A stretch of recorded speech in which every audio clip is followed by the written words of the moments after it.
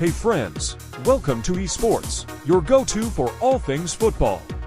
From wild transfer rumors to behind-the-scenes drama, we've got it all covered. Now let's jump into the news. Today, we're talking about a name that started it all, Pele. Not just a footballer, but the first global icon of the sport. Before Messi, before Ronaldo, before Maradona, there was Pele. He didn't just play football. He defined it. From the moment he stepped onto the pitch, it was different. At just 17, he lit up the 1958 World Cup, scored a hat-trick in the semi-final, 2 goals in the final, and helped Brazil lift their first ever World Cup. The world had never seen anything like it. Fast forward for years, injured in '62, but in 1970, he returned like a king. Led the greatest team of all time to glory, Brazil's 3rd World Cup, and became the only man in history to win it 3 times. Pele's stats: out of this world, 1,281 career goals. Yes, seriously. 3 World Cups, scored for Brazil 77 times, a record only recently matched by Neymar. Named Athlete of the Century by the IOC, honored by the UN for global peace efforts. He played with joy, with grace, with purpose. He wasn't just a player. He was football's first superstar. After retirement in 1977, Pele didn't fade away. He became a global ambassador for football, spoke at the UN, promoted peace, even helped launch soccer in the US with New York Cosmos. He wasn't just loved in Brazil, he was celebrated everywhere. Kids in Africa, Asia, Europe, America, they all knew Pele. He was hope, he was pride. He was proof that greatness could come from anywhere. But even legends aren't forever. In his later years, Pele battled illness. Multiple surgeries, public appearances became rare. And in December 2022, the world stood still. Pele passed away at age 82 after a long fight with colon cancer. Presidents, players, pop stars, fans, everyone paid tribute. Stadiums went silent, shirts were raised, and a whole sport mourned its king. But Pele's story didn't end there. He left behind a legacy bigger than football. He was the spark that lit the fire, the inspiration behind every kid with a dream and a ball. When Neymar equaled his Brazil goal record, his message was simple: before Pele, football was just a sport. He made it art, and he was right.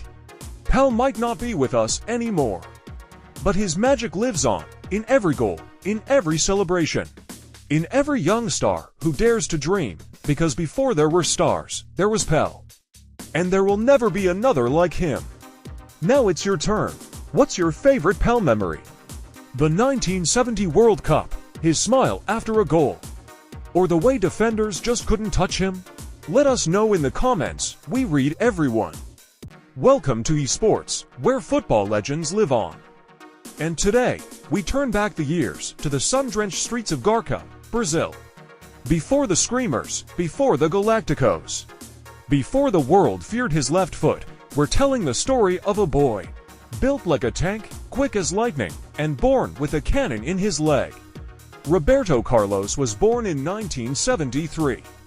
In a poor family, in a country where football was religion, and talent was currency. He didn't grow up with luxury. He grew up with hunger, with a dream, and a deadly left foot that could bend physics. At Palmeiras, he broke through. Fast, fearless, electric, but Europe was calling. Inter Milan came first. But they didn't get it. They wanted a defender. Roberto Carlos was more than that. He was a force of nature. Then came Real Madrid, and that's where the legend truly began. Galacticos, he was the original, before Ronaldo, before Beckham. There was Carlos, bombing down that left flank like a fighter jet. He wasn't just a left back. He was an attack dog with no off switch. He scored screamers from impossible angles, free kicks that broke science. That one goal versus France in 1997, still being studied by physicists.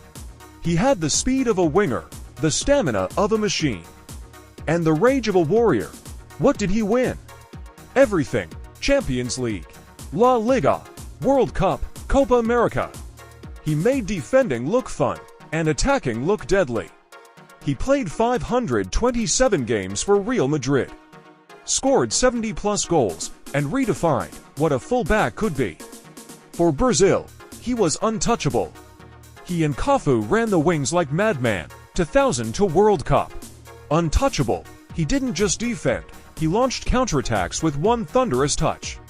He wasn't perfect, but he was relentless. Let's talk numbers and legacy. 125 caps for Brazil. 3 ex-Champions League, 2000 to World Cup winner. Over 100 career goals as a defender. One of the greatest free kick takers ever, but Carlos's legacy, it's in the fear. The way goalkeepers prayed when he stepped up. The way defenders panicked when he surged forward. Today, Roberto Carlos is retired. But his name still echoes through the halls of football. Because he didn't play like a left back. He played like a storm, from the streets of Brazil to the throne of Madrid. From the underdog to the untouchable, this is Roberto Carlos. The man who turned physics into fantasy. What's your Roberto Carlos moment? That free kick against France, that thunder run in El Clasico, that rocket from the touchline. Tell us in the comments, and let's honor the king of power and pace. And if you felt that fire, like, comment, and subscribe to eSports, because some players shoot, others explode. Roberto Carlos didn't follow rules. He broke them.